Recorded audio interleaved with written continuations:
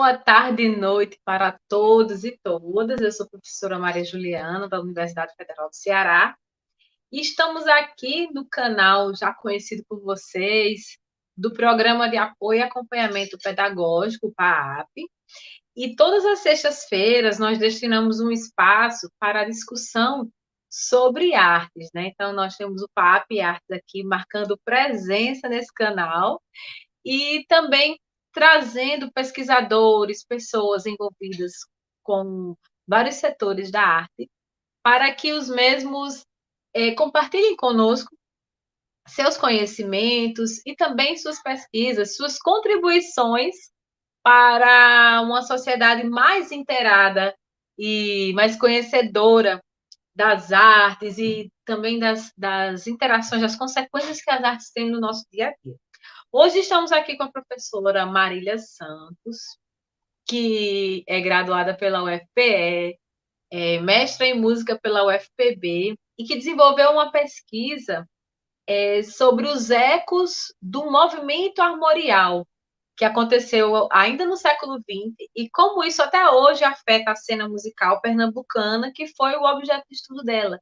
Então, a Marília vai explicar para a gente o que foi o armorial, né? Acho que as pessoas que estão aqui, que são interessadas em música, talvez a maioria já tenha pelo menos ouvido falar, né, do que é o movimento armorial. A Marília vai explicar e vai depois dizer para a gente como isso se reverbera no mundo de hoje, nas bandas de hoje, nos artistas de hoje, nos grupos sinfônicos de hoje, nos grupos de câmara de hoje. Então, Marília, pode falar um pouquinho de você, de seu trabalho, de sua formação. Agradeço pela sua presença e nos traga também a sua pesquisa, né? E o pessoal vai ficar no YouTube. Pode perguntar, certo? Pode formular perguntas e aí a gente traz aqui para a professora Marília e ela vai respondendo ao longo da nossa entrevista, tá bom? Muito obrigada. Marília, é Então, contigo. boa noite a todos. Obrigada, Ju, pelo convite e obrigada aos demais envolvidos. Então, como você já explicou, né, eu estudei o movimento armorial, mais especificamente a música do movimento armorial e a influência do armorial na música atual do Pernambuco. Então, eu vou contextualizar um pouquinho, né, do que foi o movimento para a gente chegar nessa parte.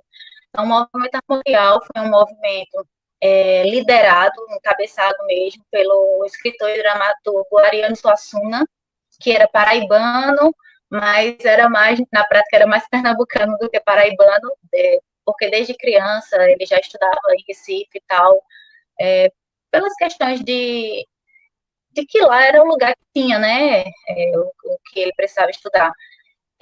E aí, com uma certa relação com o movimento modernista, embora ele não defenda isso, mas alguns autores defendem, com essa ideia de criar uma arte diferente, a Ariane quis criar um grupo de pesquisadores e artistas, uma arte autenticamente brasileira e erudita, entendendo que, na época, o que ele chamava de erudito era aquela arte, vamos dizer, relacionada à universidade, na questão de música, que a gente chama de música para concerto atualmente, porque o termo erudito é uma coisa que a gente vem tentando combater já há algum tempo, porque quando você diz que há erudição em uma coisa, consequentemente você diz que não há erudição em nas outras coisas, e não é isso que acontece. E Ariano defendia que só tinha autenticidade no interior do Nordeste, que era um lugar que ainda estava atrasado economicamente, que a mídia ainda não tinha conseguido chegar e que as mudanças que ocorriam lá, segundo o que Ariano defendia, não eram mudanças influenciadas pelo que vinha de fora. Então, com base nisso e com, eu costumo dizer, um molde de um barroco ibérico, né, que, para quem assim não sabe, o barroco ibérico é um barroco que se desenvolveu na Península Ibérica, que é formada principalmente pelo que hoje é Portugal e Espanha, e é um barroco que, pelo menos na música, não se destaca tanto, que o que a gente acaba estudando em termos de música erudita é o barroco alemão. Então, com esse molde, ele quis criar essa parte. Então, ele se baseou, o movimento, né? Ele se baseou mas a partir das ideias de Suassuna, na tapeçaria, na xilogravura, no cordel, que Ariano faz questão de dizer que ele nunca criou nada, ele sempre copiava das histórias das pessoas, até a obra dele, assim, mais conhecida, eu diria, pelo menos no meio midiático, é o Alto da Compadecida, e ele sempre diz que ele fez a partir de, acho que, 3 cordéis, e que Chicó era uma figura que realmente existia lá no interior da Paraíba, enfim. Em relação à música, no final dos anos 60, ele conheceu Jarbas Maciel, que faleceu ano passado, inclusive. Jarbas Maciel era aluno dele na UFPE, e aí ele propôs para ele que ele fosse o cabeça dessa parte musical, né? Que para criar essa música que Ariano conta no livro que em 1974 ele conta que ele já desejava fazer essa música armorial desde os anos 40. Então, Jarbas, e isso foi Clóvis que me contou em depoimento, que Jarbas Maciel viu que não conseguiria fazer isso sozinho, enquanto músico, e sugeriu para Ariano que ele convidasse mais 2 músicos, que seriam Clóvis Pereira, que é caruaruense, mas na época já morava em Recife, e dos 3, né, Jarbas, Clóvis e o outro que eu vou falar, é o único que encontra-se vivo ainda, e o maestro Cid Almeida, que de Natal, não tenho certeza, ele é do Rio Grande do Norte, mas na época também ele morava em Recife. Porque os dois, o Cussi tinha um certo envolvimento e o Clóvis tinha sido aluno de Guerra Peixe junto com Jarbas Maciel nos anos 50, que o Guerra Peixe já vinha com essa ideia de usar elementos da cultura, das culturas populares do Nordeste na sua música. Então, eles fizeram o envolvimento de Ariano também com o Departamento de Extensão e Cultura da UFPE, possibilitou que ele levasse as pessoas da cultura popular para esses artistas pesquisadores, conversar, ouvir eles tocando e anotar. De acordo com Clóvis, que estava envolvido no processo todo, Clóvis contou que os músicos chegavam e, a princípio, eles não tocavam, porque eles estavam, digamos assim, não é acostumados a tocar, eles não tocavam o que era da cultura deles. Eles vinham, por exemplo, eles chegavam a tocar, eles queriam tocar Roberto Carlos, que estava na mídia e tal, aí eles diziam, não, a gente não quer que vocês fiquem reproduzindo coisas que a gente já está acostumado, a gente quer ver a cultura de vocês mesmo. E aí, quando foi em 1970, na verdade, no dia 18 de outubro, né, estava bem pertinho de fazer os 50 anos, o Movimento Armorial foi lançado. Com música, eu costumo dizer que o Movimento Armorial começou e terminou com música. Eu vou explicar por quê. Ele foi lançado com orquestra, que não era o desejo de Ariano, sabe? Ariano defendia uma música mais diferente. Ele queria uma música que saísse desses moldes que a gente que conhece da música instrumental, orquestral, o que Ariano não queria. Ele queria usar instrumentos da cultura popular, e assim, ele tem um carinho muito grande, você vê nos relatos de Ariano e no que ele escreveu no livro chamado Movimento Armorial, pela viola de 10 cordas, que é chamada também de viola nordestina, viola caipira, viola sertaneja, enfim. Porque ele dizia que essa sonoridade refletia essa cultura musical que ele queria nessa música armorial.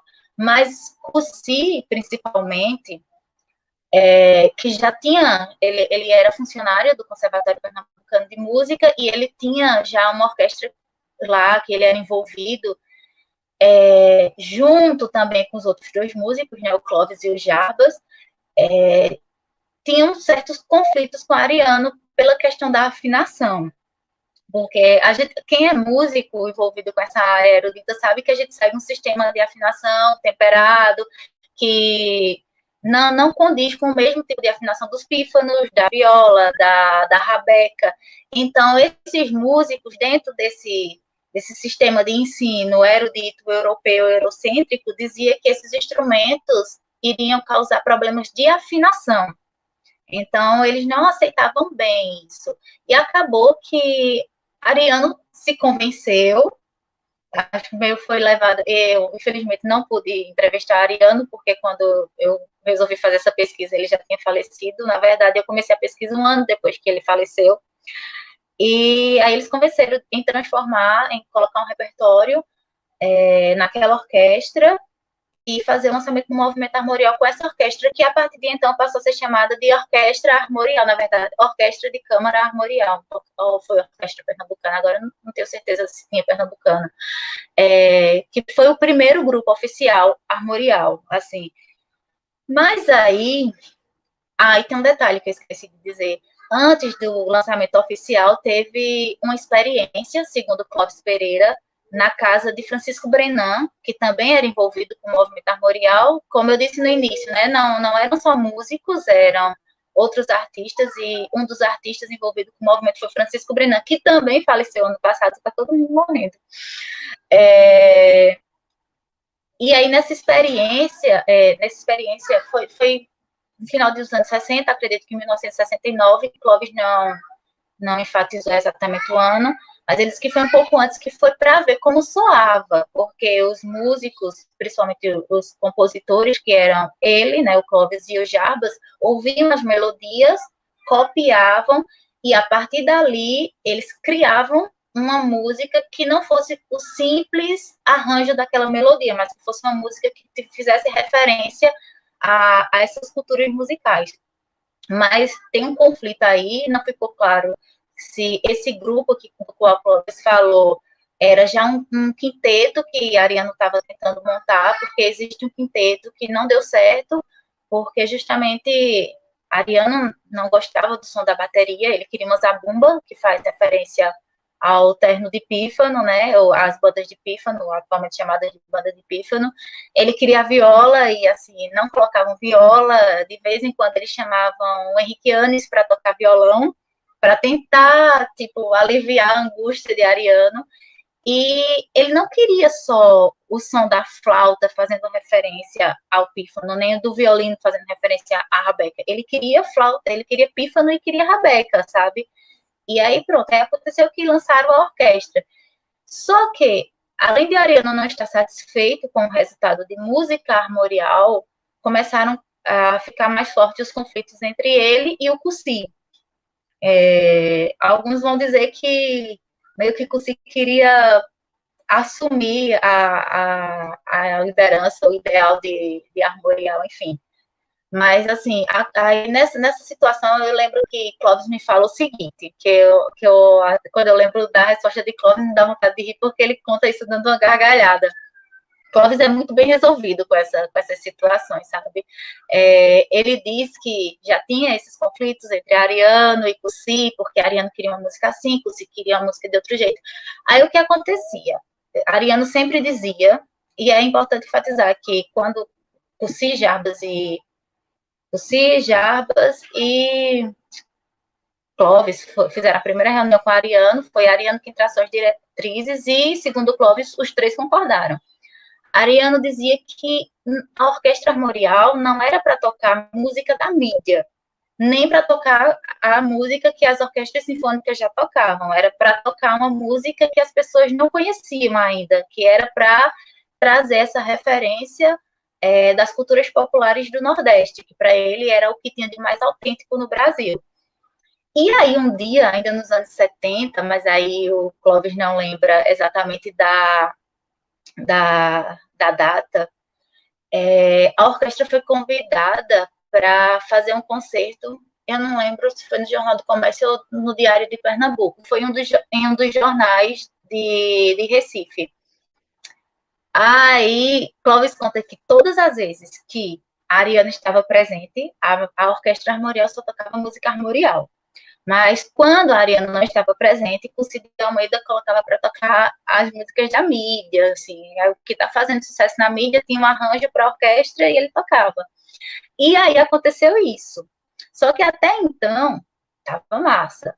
No outro dia saiu uma reportagem falando sobre a apresentação E aí, na reportagem, Clóvis conta que, aí nessa hora, Clóvis dá uma gargalhada muito grande. Ele conta que, diz, né, que a orquestra tocou música armorial, mas o grande sucesso foi quando a orquestra tocou a música tal, tal e tal, que eram as músicas da Mídia. Aí, assim, desde esse dia, Ariano Suassuna não falou mais com o Cid Almeida, não frequentou mais o Conservatório Pernambucano de Música, e ele acabou, assim, consequentemente se afastando do Jarbas e do Clóvis, mas por uma questão de que eles eram mais envolvidos com o conservatório. Aí, nessa época também, Ariano conheceu o Antônio Madureira, que é também chamado de Zoca Madureira, que era ainda um menino novo na época. E aí, o Antônio concordou com todas as ideias que Ariano Suassuna tinha de uma música, que, inclusive, uma das coisas que usavam para rebater o que Ariano defendia é que ele não era músico. E aí, o Zoca, ele veio justamente acolher esse pensamento do Ariano, tanto que ele é considerado, o Zoca, como o músico eu diria, mais significativo por alguns estudiosos do movimento armorial. E aí o Zoca também se disponibilizou, isso a Ariano conta, né, no livro, a aprender viola de 10 cordas para tocar. E aí foi quando eles lançaram o Quinteto Armorial, né? Eles convidaram mais 4 músicos e lançaram o Quinteto Armorial, que por muitas pessoas é considerado o único grupo que fez música armorial. O Zoca, em entrevista, ele chegou a me dizer que, para ele, a orquestra armorial foi muito importante para o movimento armorial e para a música armorial, mas ela não chegou, segundo ele, a fazer realmente o que é uma música armorial, porque, para ele, a orquestra armorial realizou uma música dentro dos padrões de música nacionalista, que vai buscar inspiração nas culturas populares, mas que continua com os mesmos moldes estéticos musicais, com os mesmos instrumentos. E o que a música armorial pretendia era justamente quebrar isso, era fazer uma música nova a partir das formações também. Por isso eles incluíram a viola de 10 cordas, o Antônio Nóbrega, que foi o violinista do Quinteto Armorial, também se dispôs a aprender rabeca para tocar. Flautista na época, que era Egildo Vieira, e depois foi substituído pelo Fernando Pitacilgo, também tocava pífano, enfim. Eles começaram a estar dentro dos ideais que Ariano Suassuna propôs. E, assim, esse movimento teve uma efervescência muito grande durante os anos 70, que é quando eu digo que foi quando o movimento existiu, de verdade, porque o movimento armorial, ele é um pouco diferente do que a gente está acostumado a ver com o movimento. Normalmente, o movimento ele tem uma data para começar e terminar, Semana de Arte Moderna, uma semana ali, 1922, acabou, pronto. Depois ficam as ideias na cabeça das pessoas, mas o movimento armorial é entendido pelos estudiosos e pelas pessoas que pensam sobre o movimento armorial como algo que teve continuidade durante os anos. E algumas pessoas dizem que até hoje a gente está vivendo a terceira fase do movimento armorial. Para a minha pesquisa, como eu ia falar sobre os ecos armoriais, eu, junto com o professor Sandrone, baseado nas entrevistas e nas coisas que eu li, a gente definiu como movimento armorial o período de 1970 a 1980. Por quê? 70 é fácil, né? Porque é quando ele foi lançado. Em 1980, o Quinteto Armorial acaba. Por isso que eu gosto de dizer que o movimento armorial começou e terminou com música, com os 2 principais grupos. Em 1971, Ariano escreve uma carta e publica, dizendo que tinha abandonado tudo, uma coisa bem, bem dramática. Por isso é vista por muitos estudiosos como o fim do movimento e por aqueles que não consideram o movimento finalizado, é visto como um período de mais efervescência, que é esse período entre 1970 e 1980, que é justamente o período em que se destacam mais o Quinteto Armorial e a Orquestra Armorial. E então, a partir disso, eu fui ver, né, principalmente, como isso estava presente na música de Pernambuco. Aí eu defini alguns artistas e alguns grupos, porque quando a gente faz pesquisa, a gente precisa dessa delimitação, que já tem uma relação, assim, que alguém já apontou como armorial, que já tem algum tipo de relação, que foram os próprios músicos de movimento armorial, o Clóvis, o Antônio, né, o Zoca Madureira, o Antônio Nóbrega, que também teve um destaque na mídia, inclusive, o Sagrama, que também é muito relacionado ao armorial, o Quarteto Encore, o grupo O Quadro, artistas como Antúlio Madureira, que é irmão do Antônio Madureira, o Sérgio Ferraz, e o Requiem de Écio Torres, um Requiem nordestino que foi escrito em homenagem a Ariano Suassuna. Então, uma coisa que é importante enfatizar, antes de pensar sobre as influências armoriais, é levar em consideração que o próprio armorial já estava influenciado pela ideia de Nordeste.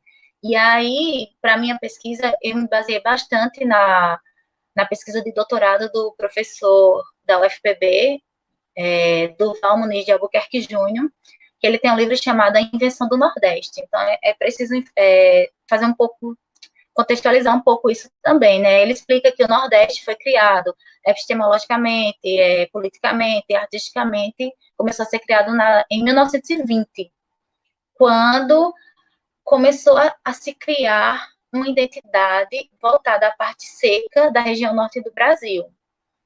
E aí, o movimento armorial, ele pega muito dos estereótipos que existem sobre Nordeste. Esses estereótipos que foram criados, alguns verdadeiros, outros nem tantos, que foram criados em relação à região Nordeste e que ainda reverberam forte. Hoje a gente vê na mídia, novelas, quando vão retratar o Nordeste, às vezes o Nordeste parece um mundo encantado, que você olha e pensa, será que eu moro aqui? Não. Tipo, sei lá, a novela Velho Chico, quando estava passando o Sudeste, era uma coisa normal. Quando chegava no Nordeste, o negócio ficava meio encantado. Ficava muito Nordeste de Ariano, Nordeste do Armorial. Então, quando a gente vai pensar sobre as influências do movimento armorial, às vezes fica complicado você separar e dizer, será que isso aqui realmente é uma influência armorial ou isso é uma influência de tantas outras coisas que ocorreram ao longo do século XX? Aí eu fui entrevistar, né, os líderes dos grupos e as pessoas envolvidas, e aí uma das falas do Zoca, ela é bem interessante, que ele diz que para ele não existe nenhum compositor totalmente armorial, até porque seria limitar-se demais a uma estética. E ele disse, sim, eu sou um compositor armorial também, porque ele escrevo música armorial, mas não somente música armorial. O Clóvis disse que é um compositor de música nordestina. Ele não usa a palavra armorial, ele sempre enfatiza, eu faço música nordestina. Em relação ao Sagrama, eu acho bem interessante, e eu estudei o Sagrama ainda na graduação. Foi, assim, o meu degrau para partir para o armorial.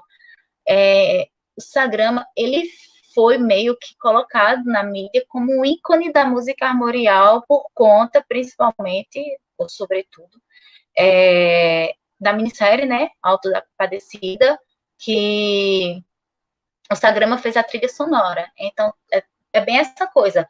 Ariano Suassuna, armorial, e quem tiver envolvido é armorial também.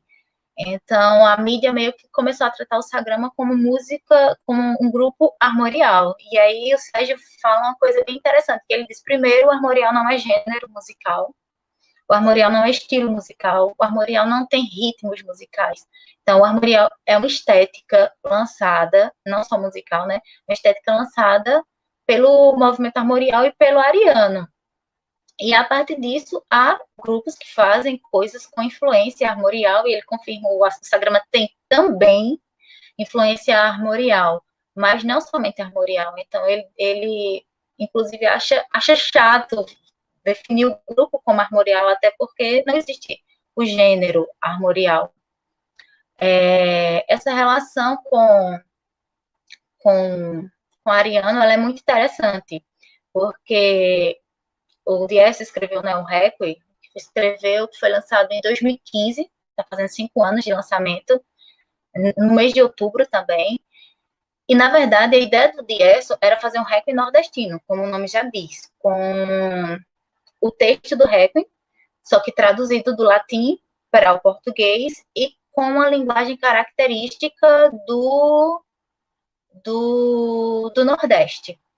Só que aí Ariano morreu, e aí outros dois professores, Diesso 2 é professor do Departamento de Música da UFPE, e aí outros dois professores do departamento chegaram para Diesso e disseram que queriam que ele fizesse o Requiem para Ariano Suassuna, um Requiem armorial.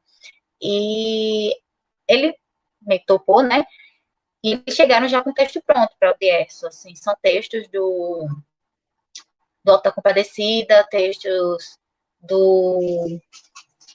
Eita, esqueci agora o nome, que é o livro mais importante do Ariano, o livro mais importante do Armorial. Textos também do Ângelo Monteiro, e só apenas um trecho da Bíblia. E aí, Diesso topou fazer, mas disse que não ia chamar de Requiem armorial, porque eles queriam que fosse chamado de Requiem armorial. Ele disse que ia continuar chamando de Requiem nordestino, até porque já era uma ideia que ele tinha e que é complicado você simplesmente chegar e dizer que isso é armorial, sabe? Até as pessoas envolvidas com o movimento, elas não tem uma definição tão clara não tem uma delimitação de aqui é armorial, aqui não é mais.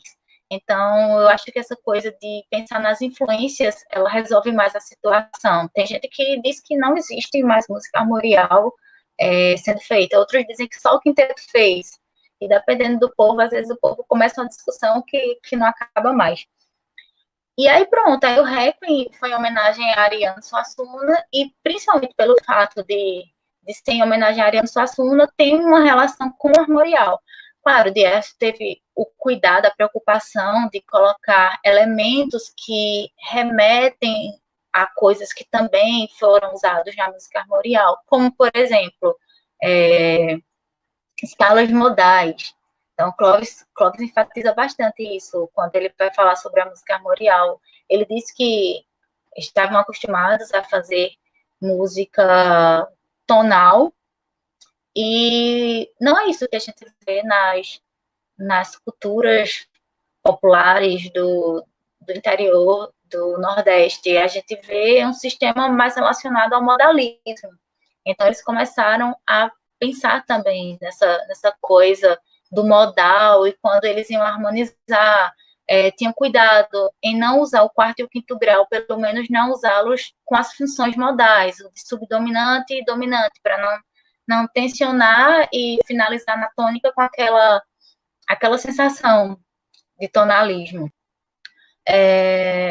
Outra coisa muito interessante que nesse caso foi o Nelson Almeida, que também é professor da UFPE, não sei se vocês estão percebendo, mas existe uma coisa muito assim, o UFPE conservatório, dominando o que é armorial, as pessoas estão muito nesses lugares, que ele diz o seguinte, ele diz que às vezes não se sente à vontade em chamar a música dele de armorial, porque parece que as pessoas que fizeram parte do movimento são as únicas que têm o direito de dizer que fazem música armorial.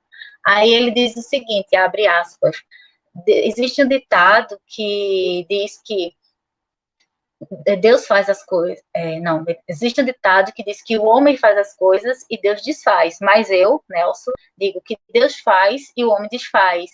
Aí ele completa, diz, o armorial foi uma ideia tão boa que ele não ficou preso ao que Ariano definiu. Ele se espalhou e outras pessoas começaram a usar de outras formas, seguindo parte do que ele defendia e não seguindo outra. Enfim, então é muito desse jeito assim que eu vejo hoje na música pernambucana, mais especificamente nesses artistas, esse cuidado em fazer música que não esteja dentro totalmente do modalismo, a utilização de certos instrumentos, como a viola. O Sagrama usa uma viola de 10 cordas. Não existe uma organologia armorial, mas, assim, é perceptível como os instrumentos de cordas e a flauta estão mais presentes.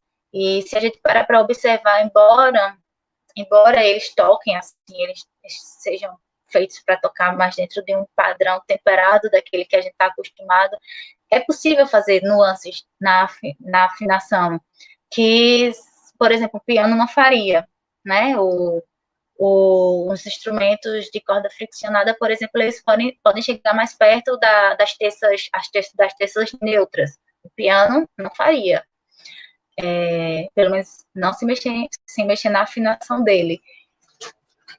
Além disso, tem essa ideia de Nordeste que está no discurso também, sabe? Tem essa imagem que é feita através de um som que você escuta e diz assim, eu sei que isso é do Nordeste, mas tem uma ideia intelectual, discursiva, que é construída em torno disso, sabe?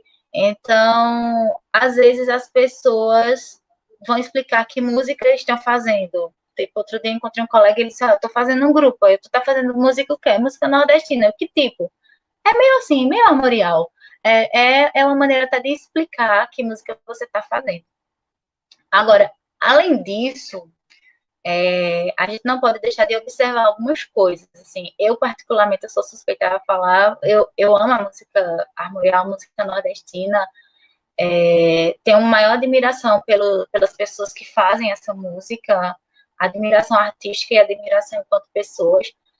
Mas, assim, o discurso do movimento armorial, pelo menos isso é uma opinião minha, é um discurso branco, é um discurso eurocêntrico ainda, apesar da necessidade de Ariano de querer quebrar isso, mas ele traz o que ele chama, né, de barroco ibérico para tentar moldar isso, assim. É um discurso evolucionista, porque eu sinto ainda no discurso que as culturas populares ainda são tratadas de maneira menor do que a chamada cultura erudita, embora não seja a intenção.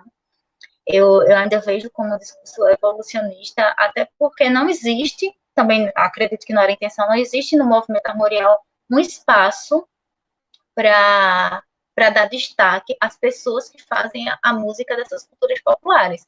Então, assim, elas são tratadas de uma maneira bem generalizada, e por isso também, na época, nos anos 70, muitos críticos disseram que o movimento armorial era um movimento elitista, que não estava preocupado com o povo, e que eles usavam o povo, usavam a arte do povo, usavam a cultura do povo para fazer uma música, uma música para um outro público. Além do mais, é um movimento extremamente masculino.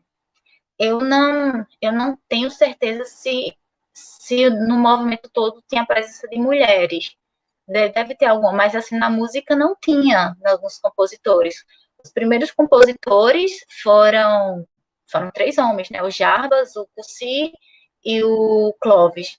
Depois, quem se destacou muito foi o Zoca, e o quinteto também era formado somente por homens. Então, assim, eu não sei dizer como, na época que eu fiz a pesquisa, eu não enxerguei isso, eu comecei a pensar isso depois da pesquisa concluída. Eu não sei como foi pensado, como foi essa relação que acabou tendo somente homens, onde estavam as mulheres, não sei.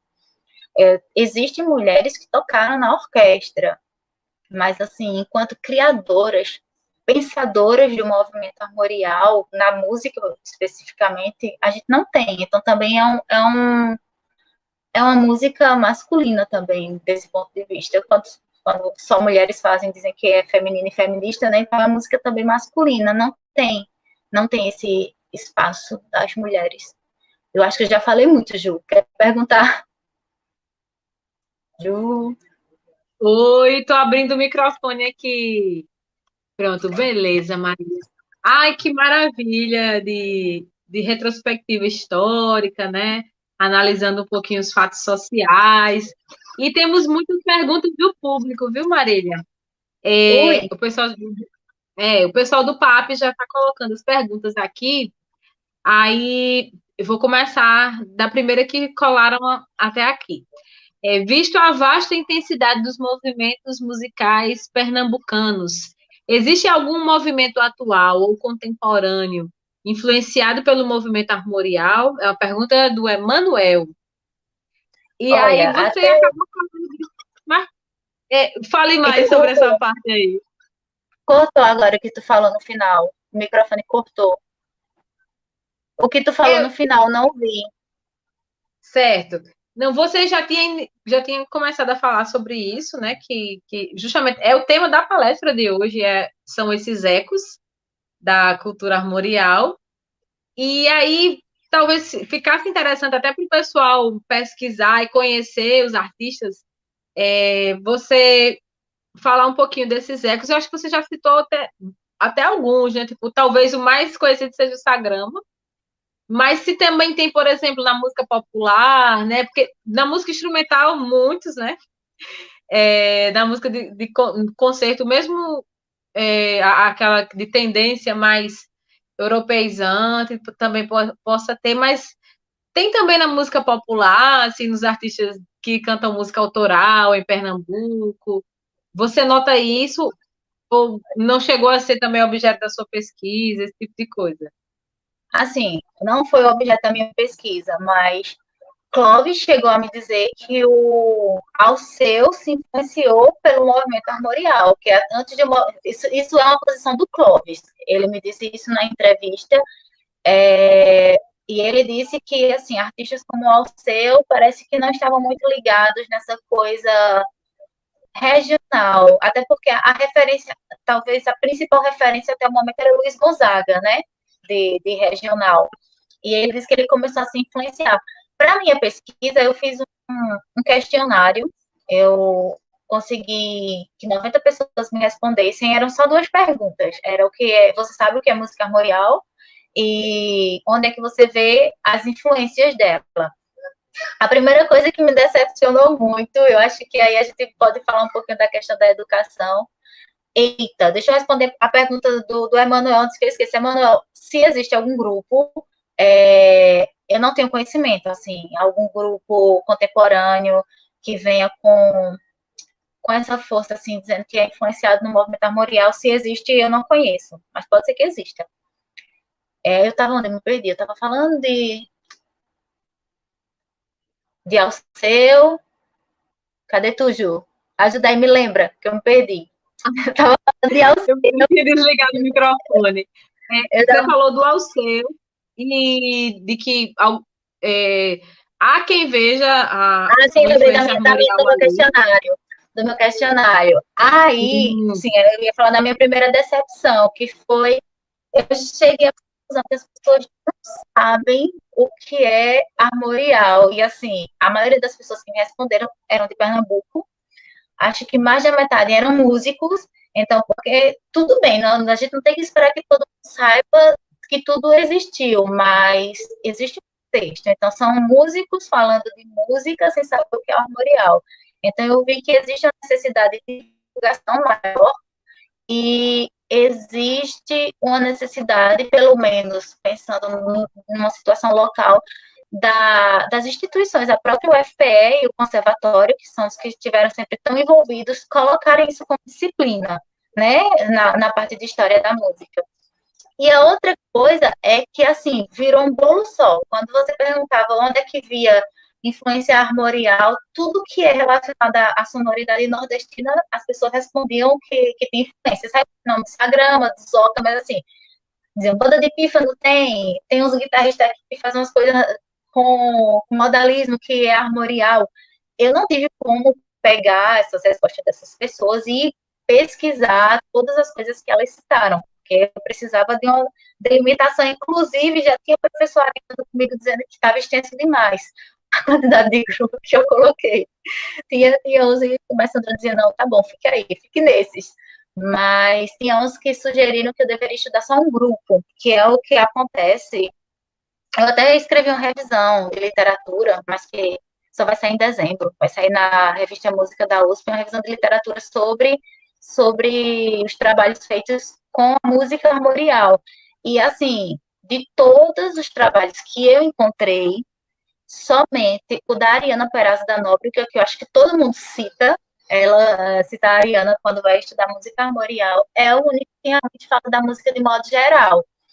Os outros é assim, é uma peça, é um autor, é isso, é uma peça, um autor, não tem a música, é lógico que eles vão acabar abordando o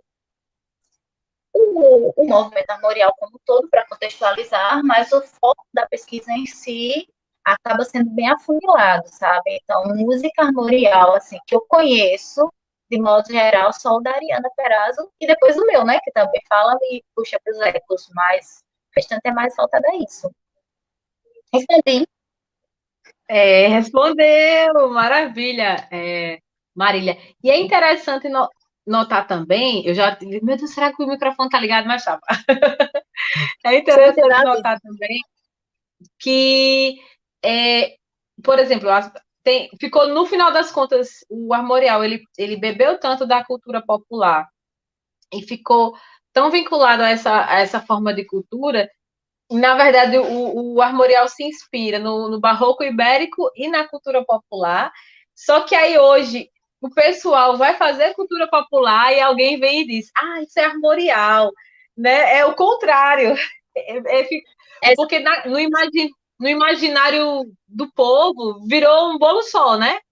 Muito legal notar.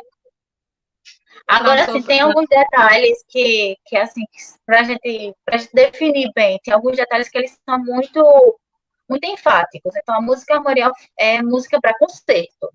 Então, que na verdade eles definem como música erudita. Então, se está fazendo música popular, será que vai ser armorial? Tem uma galera aí falando de armorial contemporâneo e de não armorial também. Já, mas assim, eu ainda não vejo, eu prefiro ver como ecos, porque até a própria definição da música armorial é complexa. E tem outra situação também, que é situação de lugares. O Zoca chegou a me dizer, por exemplo, que antes, que o Quinteto Armorial, que ele disse, o Quinteto Armorial fazia música erudita, que foi esse o intuito do Ariano, foi o intuito do grupo, mas a gente era classificado como world music, música étnica, música eles, todo tipo de classificação que você imaginar, menos música erudita. Aí um dia, o quinteto violado não, o quinteto da Paraíba, que é um quinteto de cordas, né, aquele quinteto tradicional que a gente tem, que são 2 violinos, uma viola erudita, um violoncelo e um contrabaixo acústico, gravou o repertório do quinteto armorial. E aí todo mundo disse que era música erudita. Então, só o fato de sair daquela instrumentação, de ir já para um grupo consagrado como erudito, né, de formação consagrada como erudita, que é um quinteto de cordas, eles foram chamados de música erudita contemporânea, segundo o Antônio Madureira. Então, também tem essas questões. Sim, pois é. Estava me lembrando agora também, Marília, que tem uma ópera de Alieri Moura que é uma ópera armorial. São ecos, Cineia, né? Ele é um compositor. Tem a do Cineia e o Trancoso, e acho que ele fez uma outra mais recentemente. A do Cineia estreou em Recife, no Virtuose, né? Há 9 anos atrás. Inclusive, a gente está aqui pelo um canal da UFC, né? Um canal do Ceará. E o protagonista era o André Vidal, que é um grande tenor cearense, né? E aí tem uma mais recente também, que eu não estou lembrada. Ai, meu Deus, que pecado. Não lembrar do nome. Mas justamente ele não é um compositor armorial, sempre. Ele é um compositor de música contemporânea, de concerto, professor, pesquisador. Ele não é só armorial, mas ele resolveu. É isso que a gente entende na sua pesquisa o que são os ecos, né? Alguém vai lá, colhe daquela informação, se inspira e cria algo baseado no movimento armorial dos anos 70 e 80, né? Tem mais perguntas? Quer falar? Não, faz as perguntas, que aí eu respondo o que o povo quer saber. Tem mais perguntinha aqui. Deixa eu ver. Eu tinha lido a primeira. Aí, o que é movimento armorial, você já respondeu. Aí tem de novo, sempre fui fã do movimento Mangue Beat do Chico Science. E ele traz traços muito fortes de maracatu. Pergunta do Emanuel também. Gostaria de saber se há traços de influências entre esses dois movimentos. Tem umas histórias aí do Emanuel, Beat com isso é Ariana, uma né? briga em Recife. Emanuel, acho que você não é de Pernambuco, você não tem noção de como isso é briga em Recife. Mas tem até uma fala, vou até. Me lembra, se esqueci de falar, no final tem uma fala do Jarbas Maciel sobre isso. A princípio, não. Eu diria que não, no sentido de que a proposta do movimento armorial é de fazer essa música para concerto, enquanto a do Mangue Beat, que nem nasceu como um movimento, né? O Mangue Beat, o movimento nasceu dentro da prática, tem isso também. E eles estavam mais envolvidos com essa coisa tanto de música popular, em termos estéticos, falando assim, mas de denunciar os problemas da realidade das pessoas de Recife, principalmente. Eu não sei dizer exatamente o objeto deles, mas o pouco que eu conheço tem muito isso de denunciar as questões socioeconômicas da galera de Recife. Enquanto o movimento armorial, ele não estava necessariamente interessado em denunciar, ele estava querendo apenas exaltar culturas de lá. Existe uma briga muito, muito grande, e inclusive a Ariano Suassuna chega, acho que você deve encontrar algum vídeo desse dizendo que primeiro ele não gostava desse estrangeirismo, né? Ele chamava de Chico Ciência, que eu particularmente acho um desrespeito você estar mudando o nome das pessoas. Mas a Ariano tem um pouco dessa coisa meio, como é que eu poderia dizer? Representativa. Eu digo que ele pensava muito bem, ele estava sempre representando quando ele estava no palco. Então a gente não tem coisa que a gente ri, tem coisa que a gente não pode também levar ao pé da letra, porque se a gente for, a gente vai ver que é preconceituoso. Mas ele dizia assim que ele era um menino tão inteligente, e por que veio com essa história de guitarra, não sei o quê, porque Ariano estava justamente lutando contra isso. Ele não queria uma música que viesse com influências de coisas de fora, e a guitarra era muito essa cara da influência do que vinha de fora. Só que, por outro lado, a globalização, o cosmopolitismo sempre existiu, em maior ou menor medida, porque as culturas se misturam. Eu, particularmente, acho que o que o Mangue Beat fez é espetacular.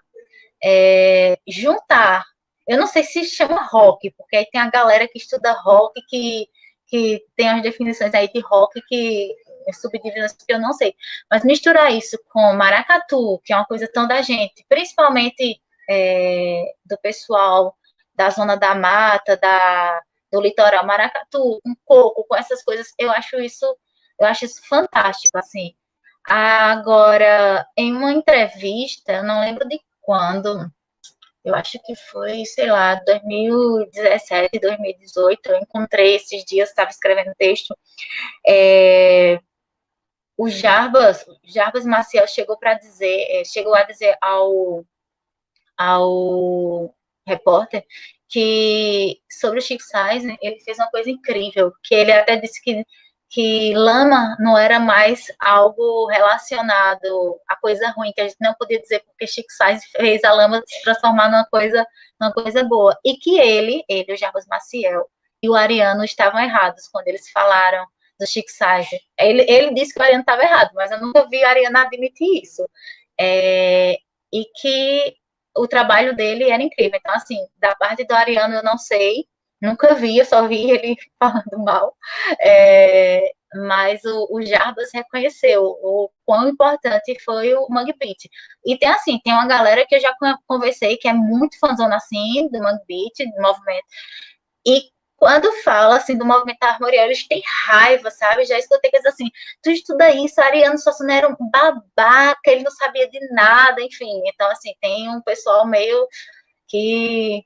Por isso que é meio briga. Mas eu, particularmente, eu acho que a gente tem que fazer pontes. Eu acho que todos os dois têm coisas boas. Eu apontei aquelas falhas que eu vejo no movimento armorial, mas não é com a intenção de dizer que não é bom, pelo contrário, é com a intenção de que a gente evite continuar fazendo a parte que não foi tão interessante que eles fizeram, pelo menos no discurso, que ainda fica meio eurocêntrico, evolucionista, enfim. Mas é isso. E existe um trabalho, que eu não lembro o nome, que ele fala justamente, eu não sei se é uma tese ou se é uma dissertação, e aí, como eu não li, não salvei, que ele fala justamente da relação entre o movimento armorial e o Mangue Beat em Recife. Mas acho que se colocar isso no Google acadêmico, dando uma passadazinha assim, a pessoa encontra esse trabalho. Aqui o. Então, tem uma tese que é muito citada, tem aquele Mangue Beat entre o global e o local, a disputa na cena cultural pernambucana dos anos 90. E tem outros, né? Tem muitos trabalhos sobre isso. É interessante, tem uma espécie de lema relacionado ao Mangue Beat, que eles diziam o pé na lama e as antenas para o mundo, né? Então, como o Mangue Beat estava mais para antropofágico, né? Eles pegavam as influências de fora, consumiam, engoliam tudo aquilo e misturavam com o que eles eram, né? Justamente a bandeira do Mangue Beat é ter essa liberdade de ousar colocar a modernidade no regionalismo, sem negar nenhum nem outro, né? E principalmente sendo um movimento citadino, né? Um movimento de cidade, um movimento urbano, e um movimento que se argue como um movimento periférico.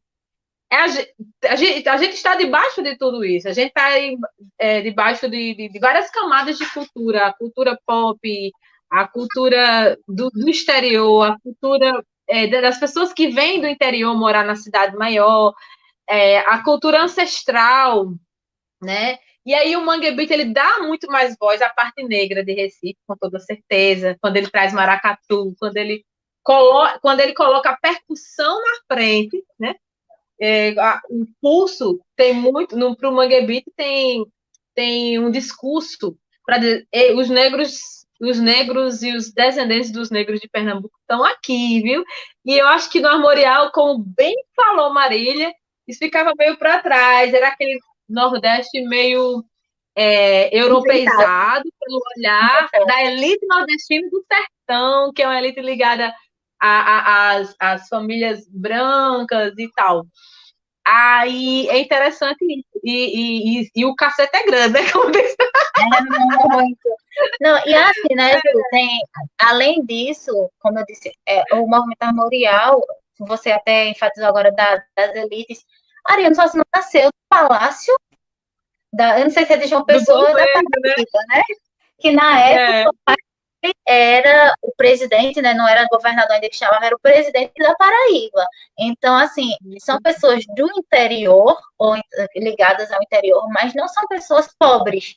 Não são pessoas que tiveram oportunidade. E, assim, é diferente de ser um pobre hoje, porque com toda desgraça a gente tem internet, a gente tem uma informação mais disponível, a gente ainda tem acesso mais à educação.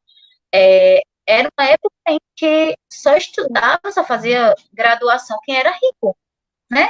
Então, você tem aquela pessoa, e aí essas pessoas vão para um lugar onde as coisas acontecem, que é Recife, é a capital de Pernambuco, e também era um dos principais centros do Nordeste, e elas vão falar da cultura do interior, que também é diferente do Mangue Beat, que não está falando da cultura do interior, que é uma cultura muito mais misturada com branco, não só branco rico, mas assim também branco pobre, por conta de toda a história. A gente só tem a cara, viu, de branco, mas no resto não é tudo pobre aqui.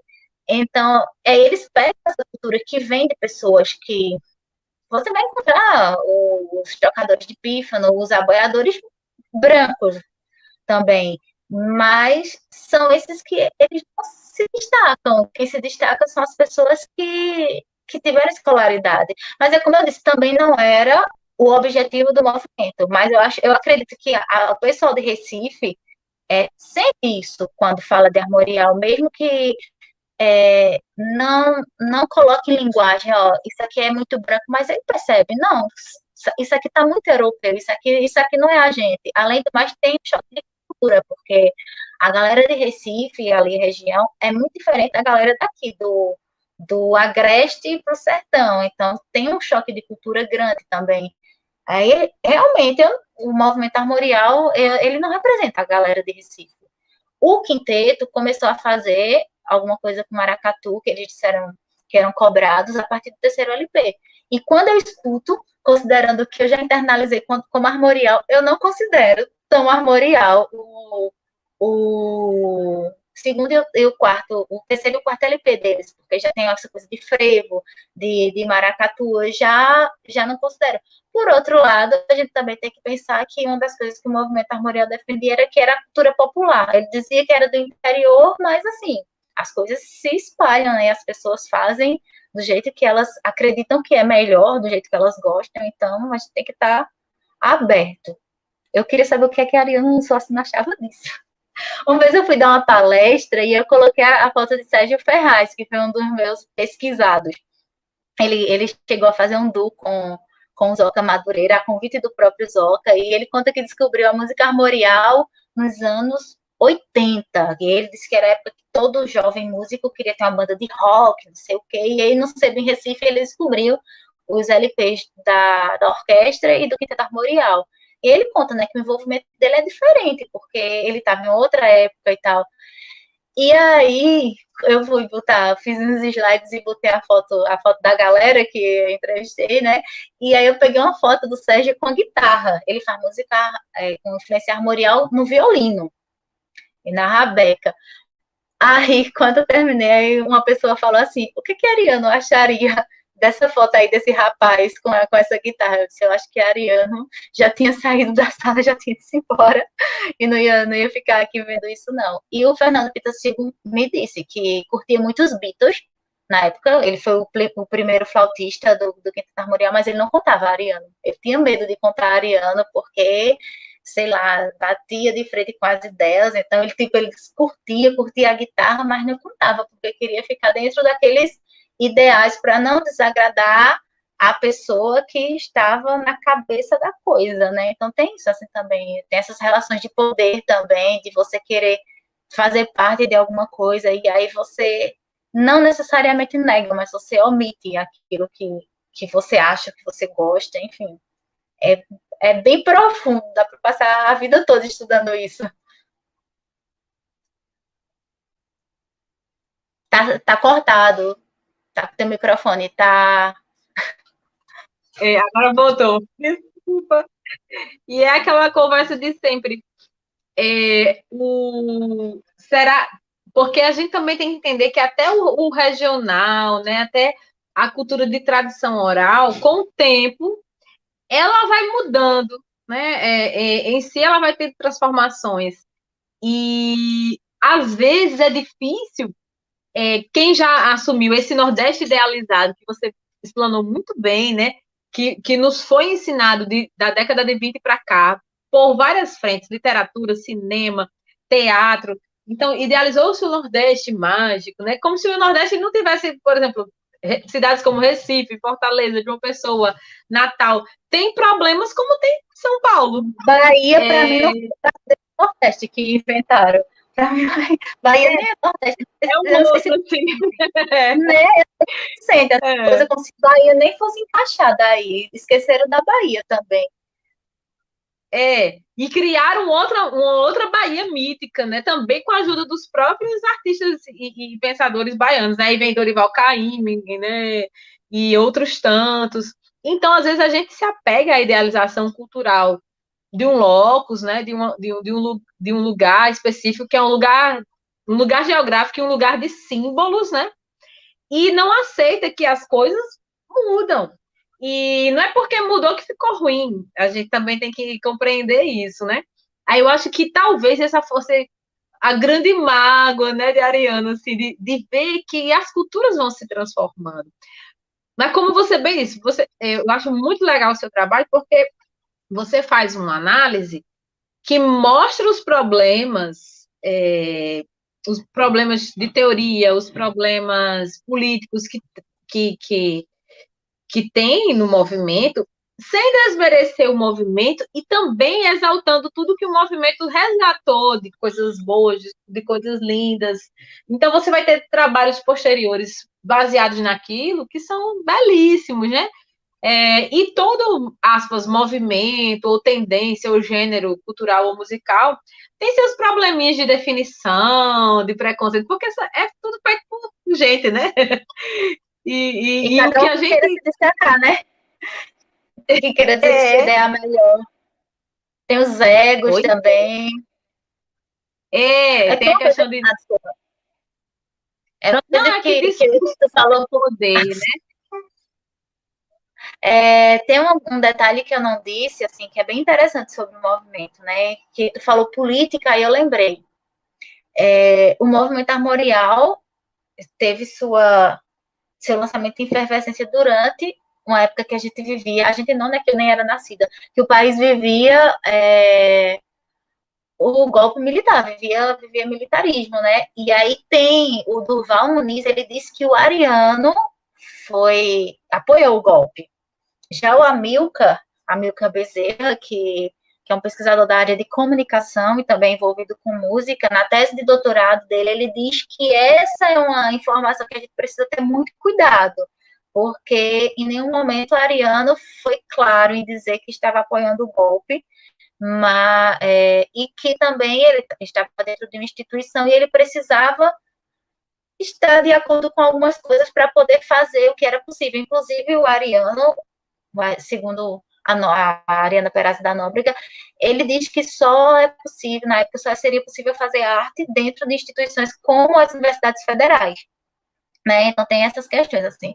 Mas ele também dizia que o Estado e o Exército e a Igreja eram as coisas fundamentais para se levar ordem ao Estado. Então, fica assim, uma coisa meio confusa. Foi um pouquinho decepcionante, sabe? Porque quando você vai estudar, quando eu fui estudar o movimento armorial, a gente vai.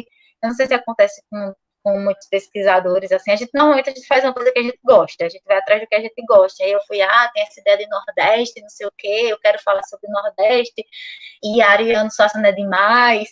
Mas aí quando você vai estudando mesmo, você vai descobrindo algumas coisas, aí você diz, poxa, parece que não é por aqui, parece que não é tão demais como eu achava, sabe? Então, assim, são questionamentos que eu tenho, assim, para mim, que ninguém vai poder responder, que só a Ariano poderia, eu teria batido na porta dele, nem que ele tivesse mandado correr. E assim, a gente também não pode julgar a pessoa como um todo por uma posição, se ele apoiou naquele momento, não quer dizer que hoje ele apoiaria, né? Porque as pessoas também vão mudando. E outra coisa interessante é que, aí sim, o Armorial se destacou, porque o Armorial não tinha letra, a maioria das músicas não tinha letra, e as poucas que tinham não falavam nada contra o país, contra o governo, então, e era uma coisa que tanto o pessoal de esquerda quanto de direita defendia, que era essa ênfase nas culturas populares, assim, sabe? Então, era uma defesa, segundo a Milka, dos dois lados, da direita e da esquerda. Então, teve essas vantagens. Ele não veio atrapalhar ninguém ali. Então, vamos destacar o Armorial e dizer que é música nacionalista. E essa cara, Sim, assim, pois é. Tem pergunta que só. eu Peraí. tô Ai, meu vendo a Deus, cara. criança. Né? Eu digo, meu Deus, eu tenho até medo das É, perguntas. não, mas muita gente elogiando. Algumas questões de ordem. A Ariana Perazzo entrou, tá assistindo Que emocionante. e tá parabenizando. Ela disse assim: bravo, Marília, ótima iniciativa, Juliana, pesquisadora que você citou aqui, né? Está presente. A Ariana E é a pessoa, assim, é, todo mundo que estuda música armorial pode olhar lá nas referências, tem a Ariana. Tá citando a Ariana. pois é. Aí, olha, tem essa pergunta que desencadeou tantos questionamentos políticos. Foi a pergunta do Emanuel sobre Mangue Beat com Armorial. Aí tem uma pergunta da Lara Cipião. A literatura de cordel está ligada ao movimento armorial? Na verdade, tá, mas ela não é do movimento armorial, né? Ela tá ligada não só ao movimento, como à obra de Ariano, né? O, Eu esqueci o nome que é O Príncipe do Vai e Volta. É o final do nome do livro, que é o principal livro de Ariano da Armorial. Ai, Romance da Pedra do Reino. É o principal livro armorial de Ariano.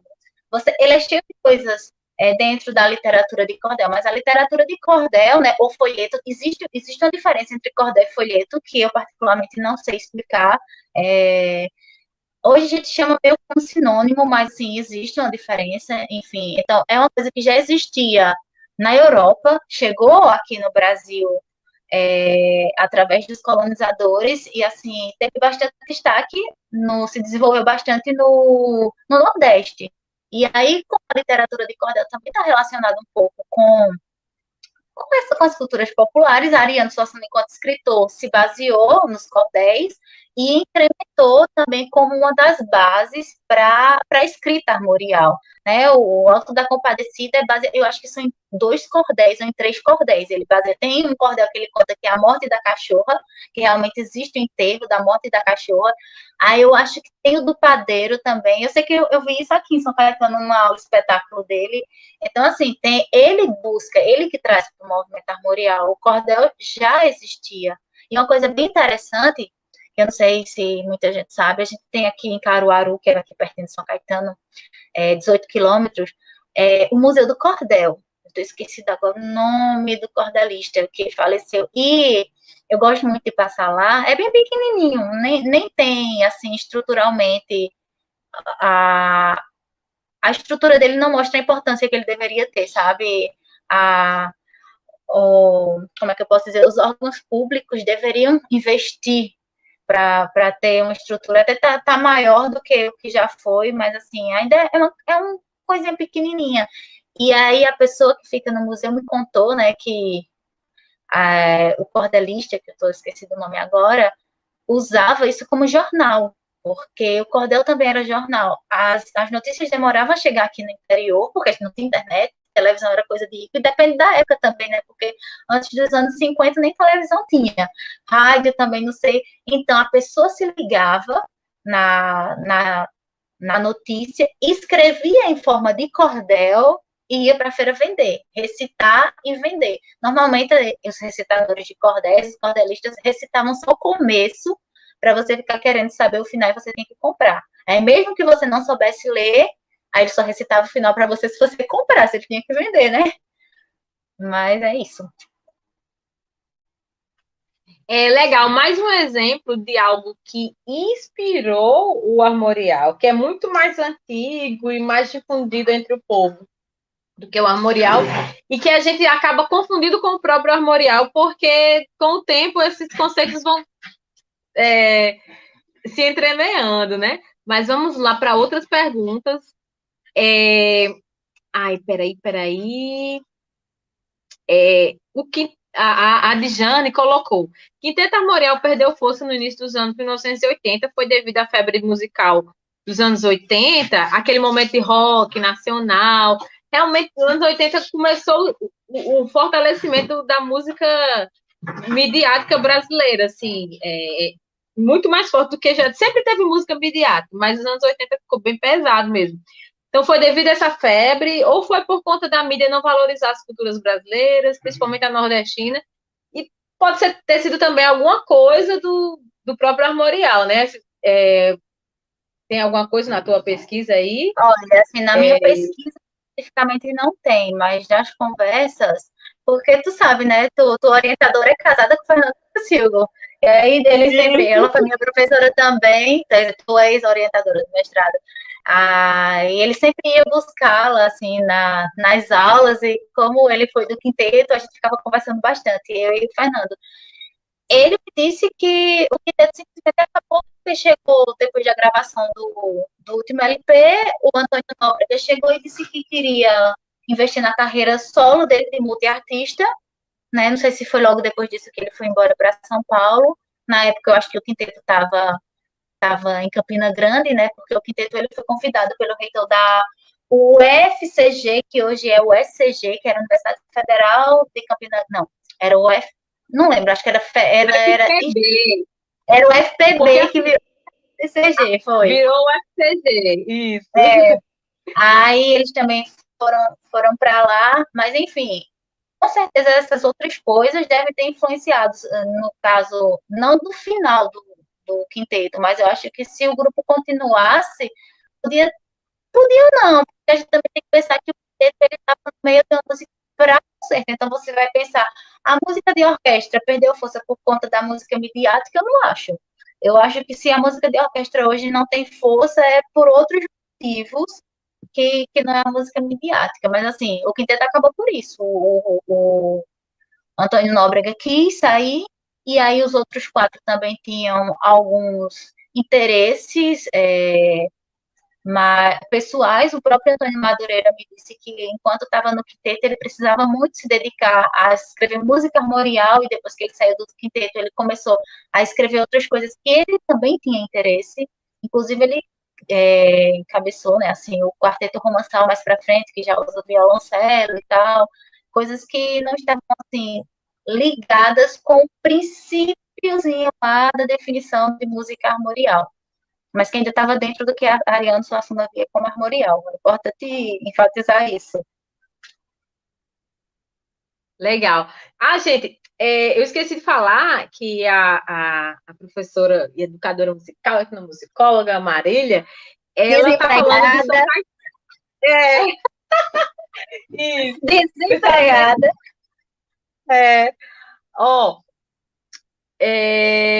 o pessoal às vezes te ouve falar do armorial e vê o teu sotaque pernambucano, e como você é pesquisadora, aí já imagina logo, é alguém que está em Recife. Não, Marília está falando de São Caetano, Da que é Raposa. uma cidade no interiorzinho de Pernambuco, né, Marília? Bem Aqui não tem nem pequenininha. sapataria, viu? Eu acho que não acho pequena, eu não sei o que considerar. A gente tem quase 40 mil habitantes, mas não tem sapataria, os porquinhos, as vaquinhas andam na rua. Hoje, inclusive, é aniversário de 92 anos da cidade. Parabéns para a minha cidade. Parabéns, São Caetano! Ó, Marília, aí também o João Nicodemos, que também fez essa mesma pós-graduação em etnomusicologia que a gente Com fez. a Rabeca, O né? João, ele tem um envolvimento muito grande com o cordel. Aí o João colocou aqui, a estrutura do cordel tem relação com a poética árabe, que essa é uma pesquisa do Luiz Soler. E me parece, João dizendo, né, haver uma relação muito próxima da música armorial com a musicalidade ibérica. A Marília já falou isso no começo da, da entrevista. Gente, quem chegou mais do meio para cá, depois que a Marília terminar aqui o ao vivo, vocês podem voltar e assistir do começo, né? Muita coisa bacana Marília falou. Aí, muita gente lhe saudando. Pessoal, se vocês me virem, assim, às vezes na live, meio zanoia, olhando para cá, olhando para lá, é que eu estou no celular entrevistando a Marília e no computador eu estou lendo os comentários. Aí, gente de Pernambuco, Lucas Oliveira, colega seu também A gente ainda vai da escrever um texto, eu e É, Lucas, a gente ainda vai escrever um texto vocês sobre dois. o armorial. A gente já combinou, só que a gente não começou. É sobre o armorial e a Lomar, que é a pesquisa de É, Lucas. isso, que Lucas pesquisa Lomar Figueira Melo. Aí, Ivanice Santana também, saudando. Todo mundo aqui parabenizando e vamos para perguntas. Já tinha feito aquela pergunta lá dos anos 80. Vamos. Aí, a Lara Cipião colocou: essas lives são sempre lugares de conhecimentos, um excelente aprendizado. A Dijane colocou: das músicas do Quinteto Armorial, curto muito, do romance ao galope nordestino. É o Nordeste em cada acorde, adoro. E aí, quem não conhecer, pode procurar no YouTube, né? E aí, deixa eu ver. Uma das. A Maria Leuchuk. Maria, me perdoe se eu estiver dizendo seu nome errado, viu? Uma das belíssimas interpretações é da Orquestra de Violões da Paraíba, que interpretou alguma coisa relacionada ao armorial. Deixa eu ver. Aí a Lara Cipião, obrigada, Marília, vivendo e aprendendo, porque você respondeu perguntas dela, né? E a professora Mazé colocou: uma coisa que eu via ele falar, ele ariano, a mim ninguém engana. Outra coisa que ele dizia, ao redor do buraco tudo é beira. Então, como Marília bem falou, Ariano era um personagem também, né? Ele tinha essa coisa assim de no palco, mesmo palestrando de maneira acadêmica, eu acho que ele vestia a capa assim do senhor sisudo sertanejo que não aceita mudança. Aí, Era mas muito aí inteligente esse nisso. Ele personagem dele sabia era lidar. forte, viu? Oi? É. E, a, e esse personagem dele era forte, e eu acho assim que ele também partia da polêmica para a explanação. É uma estratégia discursiva, né? Uma estratégia de chamar atenção pro seu objeto de estudo. Aí ele polemiza, deixa a placa assim. Aí depois começa a explicar, né? E também ele faz de uma maneira engraçada, né? Todo mundo gosta de rir. Então, mesmo que você não concorde com o que ele diz, do jeito que ele diz, é bom de se ver, pelo menos. Aí ele vem e fala, por exemplo, de Glass, que ele disse que um glass de plástico e um glass de vidro, como se a gente também não tivesse esse tipo de palavras aqui. A gente tem manga de comer, manga de roupa. Ele fala como se a língua portuguesa fosse a coisa mais espetacular em relação às outras línguas. Tudo dele é melhor do que o do outro, sempre. O discurso de Ariana é esse. Tudo que é daqui da gente, é nosso, é melhor do que o do outro. Você vê isso assim nele. Isso, e é interessante que a gente sabe, esse tipo de análise, assim, o meu é sempre melhor, é preconceituosa, né? Mas eu acho que ele fazia por querer, para chamar atenção, e a plateia já ficava presa, né? Tanto os admiradores, os fanáticos por Ariano, quanto os que não iam muito à cara dele, né? Então ele E era ele fala muito mal, né? inteligente. É tipo assim, É, fale mal, mas fale de mim. pois é, gente. Aí, Adriano Prado pergunta: parabéns. Não, é um comentário. Parabéns pela live. Eu não sabia nada sobre o tema. Tem audições de música armorial no YouTube? É, tem o Quinteto Armorial, os álbuns estão no YouTube, né? Da orquestra E também. como Marília? A Orquestra Armorial também tem dois álbuns no YouTube. Quando você coloca lá Orquestra Armorial, aparece. Quando você coloca Quinteto Armorial, aparece os quatro álbuns.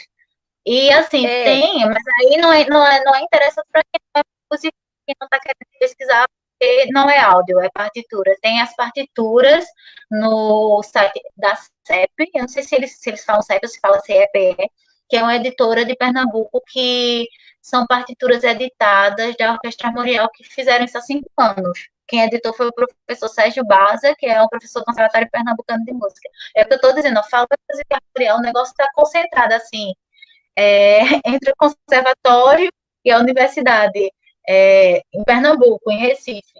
E é engraçado, né, como a gente comentou, que a música armorial faz coisas aqui relacionadas ao interior, quando eu falo agreste e sertão, porque o povo em Recife fala de paulista, dizendo que paulista é interior. Para mim, paulista não é interior. Mas, enfim, eu respeito. Interior é quando eu chego daqui do agreste para trás, para dentro. Então, eles fazem isso, mas eles fazem em Recife. Eles estão em Recife, sabe? Então, tem essa coisa. Mesmo que eles sejam pessoas que viveram no interior, eles não estavam, na época, vivendo no interior.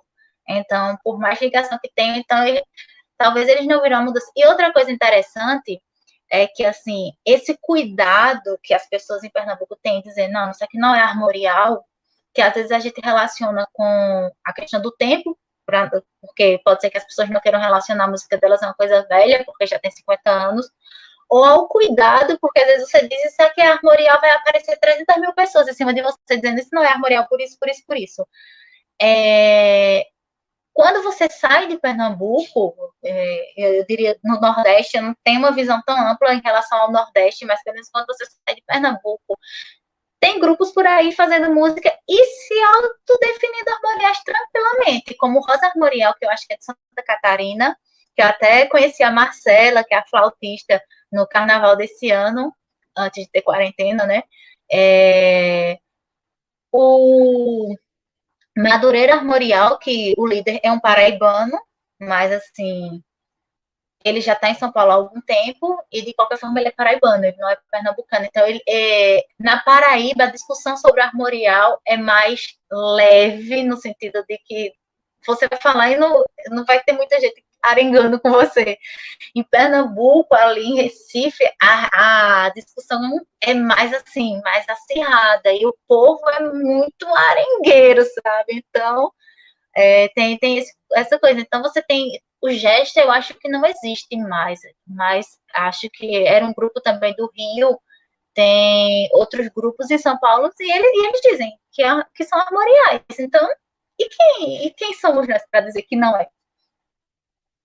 Então, tem até essa coisa, né?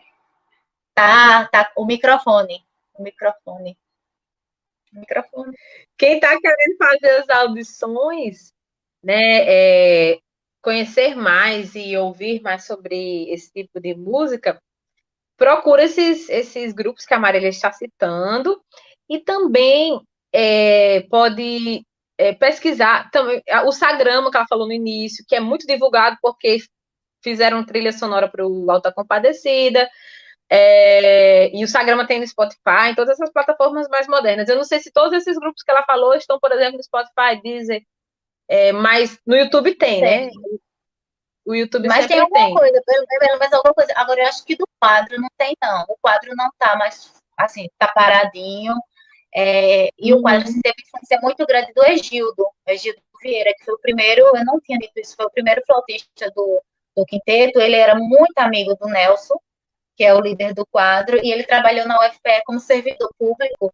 Só que como ele era músico, ele trabalhava no departamento como servidor público, mas acabavam, assim, fazendo coisas juntos, enfim, coisas relacionadas ao ensino de música prática. Pois é. Aí, vamos voltar aqui nas perguntinhas. É, tá, eu vou aqui para o YouTube. O Lucas entrou e fez um monte de comentários, né? Que tem muito a ver a pesquisa dele com a sua também. Aí vamos lá, vou fazer uma leitura em sequência de vários comentários de Lucas. Viva Marília e Juliana, grande abraço para vocês, ótimo debate. Olha, Lucas, você vai ser um dos próximos, viu? Fernando Pintacilgo, é bom danado. Ele entrou, foi tu que parafraseou aí, Fernando Pintacilgo. Não foi Lucas que escreveu. Foi Lucas. Ai, exato. Aí o Lucas colocou, com certeza, João, respondendo aquele esclarecimento do João sobre cordel, Johnny Nicodemus. A musicalidade do armorial tem importante diálogo com as tradições musicais árabes e judaicas que foram sintetizadas na música ibérica. Aí, mais à frente, ele fala, interessante, Marília, é que os cordéis nas feiras não eram só declamados, mas também cantados. Isso interessantíssimo. Estou aprendendo. Interessantíssimo de se investigar as melodias do cordel. E talvez essas melodias que pudessem também ter inspirado as melodias de quando eles iam fazer arranjo para os grupos armoriais, né? Traziam essas lembranças, né? E essas pesquisas. Aí o Lucas colocou que Teta Paraíba também gravou um disco com música armorial muito linda. A Marília citou, Lucas. Aí Valério Chegou Fiel atrasado, entrou. Lucas. Foi! O bichinho. Ele tava gravando. Ele e Dona Maria. O Lucas agora é solto das gravações. Exatamente. Gente, tá sendo um encontro de etnomusicólogos aqui nesse live. Olha, uma coisa interessante, desculpa. Não, pode falar, Marília. Como falaram do cordel, né? Uma coisa que às vezes fica solto para as pessoas quando falam assim dessas influências árabes, não sei o que, enfim, que também para mim ficou muito solto no começo quando eu fui estudar Península Ibérica, não sei o que é isso. Como eu já disse, né? Para quem chegou no começo, a Península Ibérica é basicamente aquele pedaço Espanha e Portugal, eu acho que tem um finalzinho ali do pedaço da França, não tenho certeza. Mas a Península Ibérica, onde é hoje, principalmente Espanha e Portugal, ela foi ocupada durante 700 anos, se eu não me engano, pelos árabes. Então, não é que a influência, foram lá nos árabes, não, eles estavam ali, sabe? Então, e depois vieram outras invasões de outros povos, até que virou Espanha, Portugal, e depois os portugueses vieram para cá. Então, tem isso, porque eu também ficava pensando, e onde é que entra o árabe aí? Como é que o árabe... É porque o árabe estava antes. Então, o árabe estava lá já. Então, já vieram e, e teve as invasões, então já estava tudo cheio de influência, sabe? É isso. Tá, realmente. Exatamente.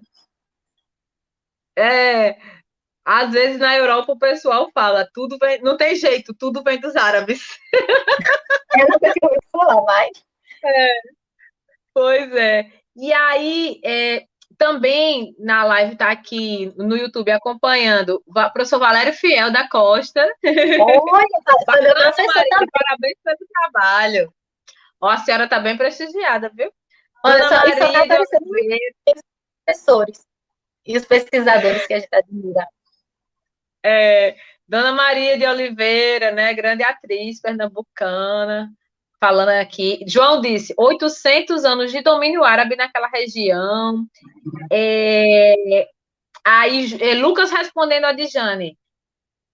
Sim, Elomar é uma figura imensa, só não teve inserção na música armorial. Teve um outro caminho, mas é uma ideia musical muito próxima do armorial. Já vai ser a próxima palestra de vocês dois.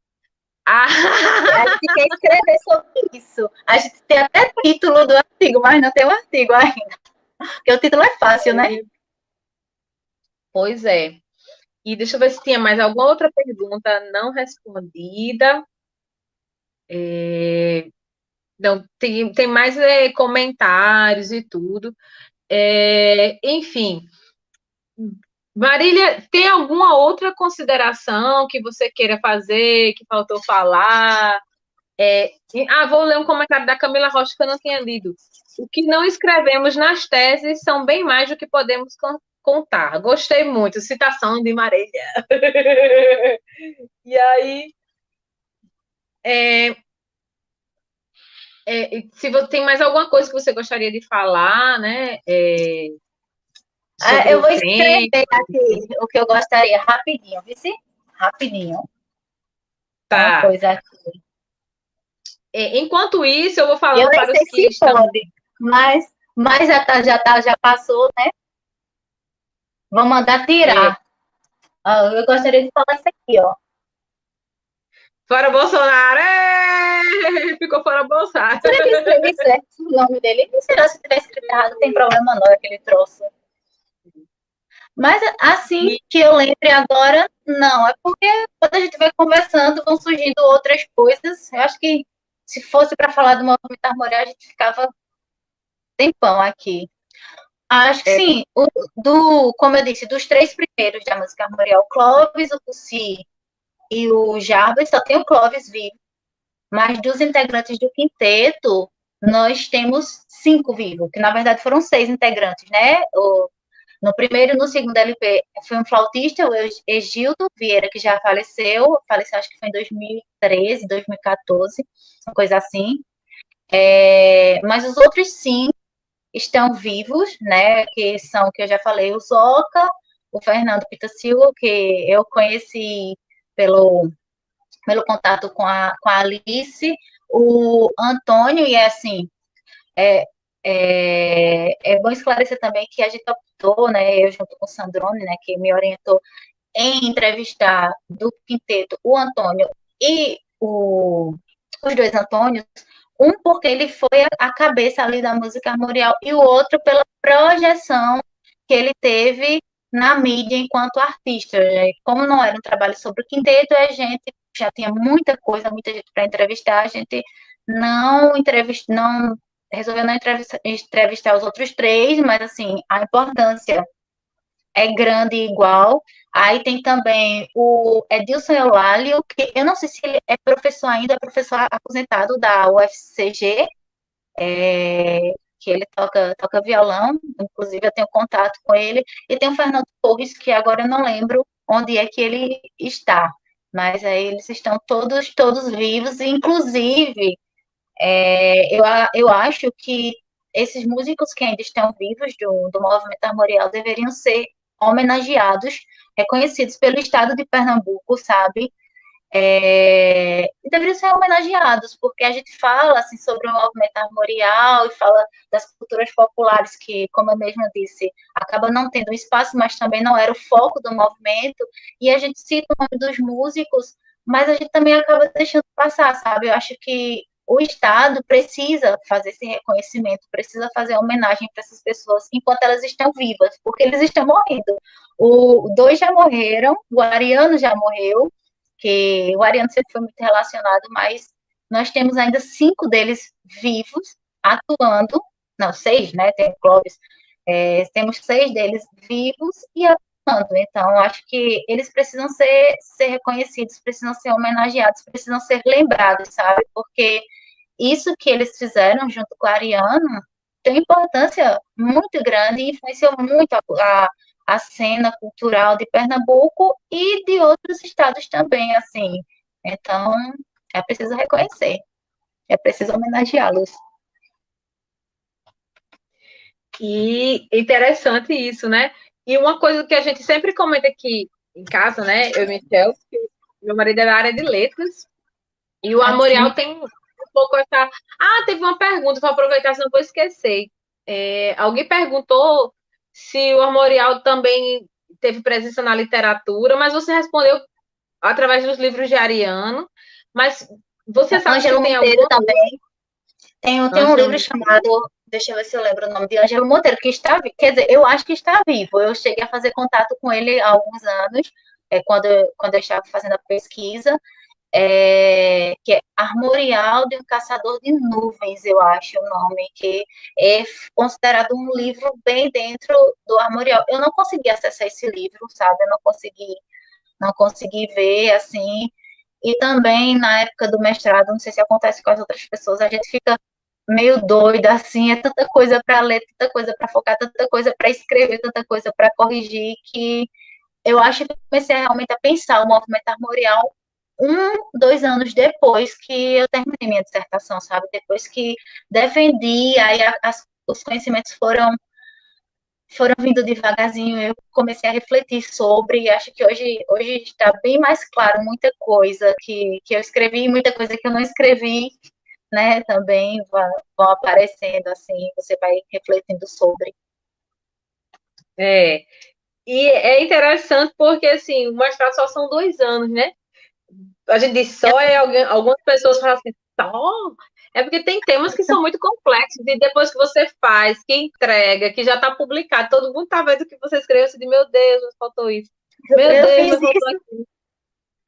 E também, assim, vem também de como você tem a maturidade enquanto pesquisador já, né? Então, eu tinha uma maturidade, eu tinha feito PIBIC na graduação, eu era bem envolvida, mas assim, os cursos de música também não desenvolvem a maturidade para pesquisador. Você vê a galera de biologia, pelo menos dentro da UFPE, desde o primeiro período a galera já está pensando em pesquisa. A galera dos cursos de engenharia e não sei o que também já estão pensando em pesquisa. A gente de música está pensando em tocar, em cantar, em solfejar.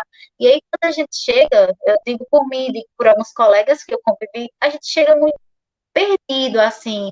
E aí tem aquela pressão, aquela coisa, enfim, e a gente também precisa estudar, tem as disciplinas, enfim. Quando for para o doutorado, eu espero que fique mais fácil. Que ilusão. A gente teve uma live aqui do PAP com a professora Sônia Rai, da Universidade Federal de Goiás, que justamente ela nos trouxe essa perspectiva da pesquisa em música e como é difícil, né, ainda colocar essa cultura da pesquisa científica dentro de uma cultura do ensino de música, né? Que quando não existe esse ensino muito voltado para formar músicos, né? Um ensino extremamente técnico, que é um ensino que tenta muito trazer essa coisa de ensinar a tocar, ensinar a fazer arranjo, ensinar a reger. Quando não é isso, é de tentar desenvolver práticas para pessoas que vão ser músicos e professores de música. Então, aquelas coisas pedagógicas, das práticas de sala de aula, do estudo dos pedagogos. A gente sabe que isso também é pesquisa, né? Mas não é Mas só. isso, muitas vezes isso não se transforma em algo que esteja dentro das metodologias aceitas, né? Nossa ciência nossa ciência é uma ciência humana, né? Ciência humana barra arte, tudo juntinho. E às vezes a gente esquece de transformar isso num objeto científico, né? A nossa própria prática pedagógica de quem dá aula, de quem faz licenciatura em música, vai para a escola pública, e aí fica aquela coisa assim. E foi muito legal a live da professora Sônia, que ela Eu vou trouxe procurar. essas coisas. Tá aí no canal do PAAP, né? Algumas lives anteriores a essa da Marília. Professora Sônia Rai, né? Que é uma pessoa que vem trabalhando esse objeto, a pesquisa em música, há muito tempo, né? Realmente é uma quebra de uma cultura, de um nicho social dos músicos e professores de música. Aí alguém. Sim. E aí, falando sobre o reconhecimento dos personagens importantes do armorial, dos músicos. A gente sempre fala aqui, por exemplo, a gente tinha dois paraibanos muito envolvidos nisso, né? O Ariano e mas o Ariano já tem muito reconhecimento por toda parte, por cima, por baixo, por um lado, por outro. E o Fernando, gente, Fernando Pintacigo, eu acho que deveria ter nome de rua, sabe? Assim, sala na universidade com o nome dele, porque O nome de rua podia ser bom. Isso é bom demais. Como é a frase mesmo que o Lucas repetiu aí? Bom danado. Podia ser bom danado. Porque além da participação dele no Armorial, o Fernandinho, assim, ele é um grande pesquisador, como ele é um cara da flauta, né? O instrumento dele é flauta. Ele é um grande pesquisador da flauta como linguagem expressiva pelo mundo, né? Então, ele toca flautas do mundo inteiro, de culturas diversas, e foi uma pessoa que aprendeu a adaptar, né, o seu jeito de tocar ao jeito local daquela flauta que ele está pesquisando, seja uma flauta chinesa, seja uma flauta andina, e eu acho que às vezes a gente peca um pouco nisso, né? Então você falou uma coisa bem interessante. O armorial é reconhecido como um movimento, todo mundo diz, ai, que importante, não sei o quê, mas está faltando valorizar os músicos do armorial, que teria sido o movimento armorial sem os músicos, né? Que sem cada um deles, né? E como você disse, alguns já estão partindo, né? Aí, o Michel até tinha dado essa sugestão. Tem um trabalho que foi feito pela editora da Universidade Estadual da Paraíba, que é de um pesquisador chamado Antônio Carlos Nóbrega. Oi, peraí. Peraí. Que é em acordes e textos, em acordes e textos armoriais. Na verdade, o livro é do Luiz Adriano Mendes Costa. Assim, sei de nome, porque ele tem pesquisa. Ele pesquisou Antônio Carlos, desculpa, ele pesquisou Antônio Carlos Nóbrega no mestrado e no doutorado na área de letras, se eu não me engano. Isso, porque muita gente tinha perguntado se tinha ficado só na música, e a gente sabe que não, que se espalhou pela... Ela citou aí artes plásticas, né, com os Brenan da vida, né? Então, aquilo é armorial, como a literatura também tem armorial e a música tem armorial. E é um orgulho para nós músicos, porque, tipo, começa com a música e termina com a música, como bem falou a Marília aí, eu vou decorar isso, vou falar sempre, a gente se amostrar. É muito interessante isso, mas não era só música, né? Tá aqui o pessoal da literatura, o pessoal das artes visuais, da escultura, não sei o quê. Aí tem os comentários do pessoal da Etno aqui. O Lucas está dizendo, Pintacigo tem um disco lindo chamado Todas as Flautas. Eu tenho. Olha, eu não tenho. Tá bom a gente chamar o Pintacigo no PAAP. Eita, vai ter que ser umas 5 horas, porque Pintacigo gosta de falar e a gente gosta de ouvir. Mas eu corto, eu boto a Alice do lado, a Alice fica do lado dele. Né? Alice. Não deixe, não. Aí o Lucas também colocou, e recentemente lançou um disco tocando o instrumento marimbau, ligado à música armorial e fazendo inserção em outros universos musicais. Tem aquela história que é quase uma lenda, né? Que o Ariano sonhou com uma sonoridade que lembrasse alguma coisa assim do saltério, algo meio medieval, Não corda conheço. pinçada, mas não era que e o Fernandinho Pintassilva sempre conta isso. E eu já ouvi de outras pessoas. E aí ele disse que sonhou com um negócio, sonhou com um tipo de sonho e ficou dizendo várias referências. Ele não era músico, né? Ele dizia, oh, parece com isso, misturado com isso. E aí os músicos assim, menino. Aí o Fernandinho levou essa ideia. Na época ele ainda não estava vinculado a João Pessoa, estava vinculado a Campina Grande, né? Voltou para Campina e falou para um amigo dele que construía instrumentos e o cara criou o marimbau. E é o Fernando também. E na época ficou conhecido como Fernando Marimbau, né? Então, assim, a ideia do marimbau, que para quem não conhece, é um instrumento. Aí o João Nicodemos, e eu construí esse instrumento, que alegria, o marimbau. Hoje muita gente. Inclusive na música underground, por exemplo, um que usa marimbau em quase todo o disco é Escurinho, na Paraíba, acabou O se tornando objeto um de som. estudo, né? Foi o meu. E aí, engraçado isso, né? Porque o Ariano queria uma sonoridade medieval de uma corda que se pinçasse, mas ele não queria que fosse mais um violão ou coisa parecida com violão, viola caipira. E o Fernando Marimbal, quando construiu e mandou pelo outro Fernando, né, o Fernandinho Picassilgo, quando chegou em Recife, o Ariano disse: é isso aí, exatamente isso, né? Então, são essas. O armorial do movimento em si, ele é cercado por essas histórias, historietas meio místicas, né? Meio pedra do Ariano reino, né? sempre deixando. Sabe o que me lembra também, às vezes, a definição de Ariano do armorial? Voltando, já que falam em literatura, quando inventam de fazer uma literatura nacionalista, estou meio fora agora das coisas da literatura, mas pegam um índio brasileiro e transformam num herói medieval. Então é meio isso, querendo trazer uma coisa que a gente teve. A gente não teve Idade Média aqui, não como a Idade Média existiu na Europa, enquanto era a Idade Média, onde aqui é o Brasil, os povos viviam de maneiras completamente diferentes, assim. Então, eu acho que é uma necessidade também de construir uma identidade, dizer eu pertenço a isso, sabe? Então, eu preciso construir. Você veio de onde? Não sei. Principalmente considerando que você é colonizador. Porque hoje colonizador, não sei se seria a melhor palavra, mas que você não é daqui, seja as pessoas brancas, sejam as pessoas negras que vieram trazidas à força, não são pessoas daqui. Então, existe essa necessidade também de pegar, mas eu acho que é uma necessidade maior do branco, porque o branco veio, o negro, ele meio que quer trazer a relação dele com a África, para dizer, eu saí, eu não vim para cá, me trouxeram à força, mas o branco tem muito disso. Eu vim e eu quero dizer que isso é meu. Mas, na verdade, o branco invadiu, né? A história daqui que a gente tem por trás disso de uma colonização se deu, porque existe uma história escrita, né, dos povos que viviam aqui. Então, tem essa necessidade. Então, o que a gente faz? A gente pega o que é medieval e diz que pertence aqui também, ó. Vamos juntar aqui, vai ter um lençolzinho de retalho, um emendar aqui, eita, é Brasil, é Nordeste.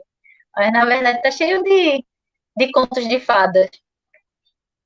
Isso, exatamente. Ai, Marília, muito obrigada Obrigada a vocês, Ju. pela E ao restante da equipe, né? pela tua contribuição. Agradeço ao professor Emanuel, a professora Mazé, não sei se eu estou esquecendo de alguém, Obrigada. mas tinha mais gente aqui no StreamYard dando esse suporte, e também lá no YouTube, o Sérgio Ricardo também, sempre lembrando a todos do link. Ele acabou de postar de novo. Obrigada, Sérgio. Porque tem um link aqui no Google Forms que vocês que estão assistindo podem preencher para serem certificados de que participaram dessa palestra, e esse certificado volta para vocês. O Google Forms recolhe as informações, o pessoal do PAF depois envia. E aí agradeço a presença também, além de quem nos deu Toda semana, suporte. Gil, porque tu tinha me mandado uma vez que eu perdi de uma palestra, mas eu não sabia que era de todas as palestras que rolava o certificado. Isso, ó, e inclusive esclarecendo para o nosso público, né? Porque temos muitos estudantes, pesquisadores aqui, né? É toda semana às 18 horas. Toda semana às 18 horas, na sexta-feira, no último dia da semana. Na sexta-feira, às 18 horas, é o PAP Artes.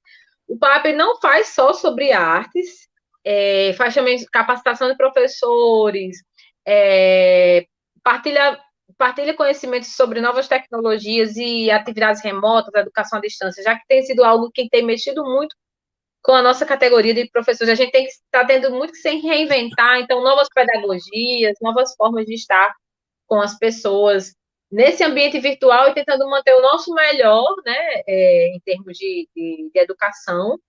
Então, mas na sexta é o dia que a gente normalmente faz as lives de artes. Já teve live de artes que não foram na sexta, mas é o nosso dia marcado, toda sexta-feira, 18 horas, a gente tem entrevista aqui sobre questões artísticas, pesquisa em música, pesquisa em outras artes, a gente vai estar diversificando mais, por exemplo, em outubro a gente vai receber uma pesquisadora da dança da Universidade Federal de Alagoas, e outras pessoas também, muito, muito bacana. E agradeço demais ao UFC por esse espaço.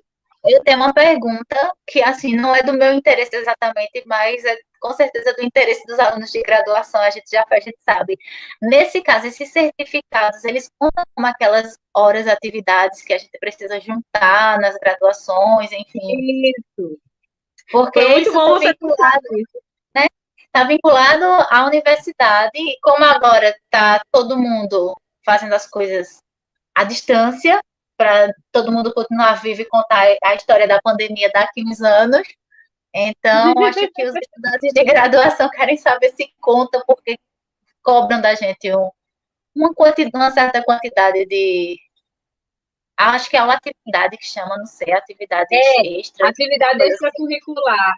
Na maioria das universidades, eles chamam de atividade extracurricular. Você lembrou uma coisa muito boa. A maioria das pessoas está sem poder fazer atividade extracurricular porque não pode sair para eventos presenciais. E, às vezes, os eventos virtuais, live de Instagram, muitas vezes que trazem conhecimentos interessantíssimos, mas não tem certificação. E aqui no porque não Pará, está vinculado, né?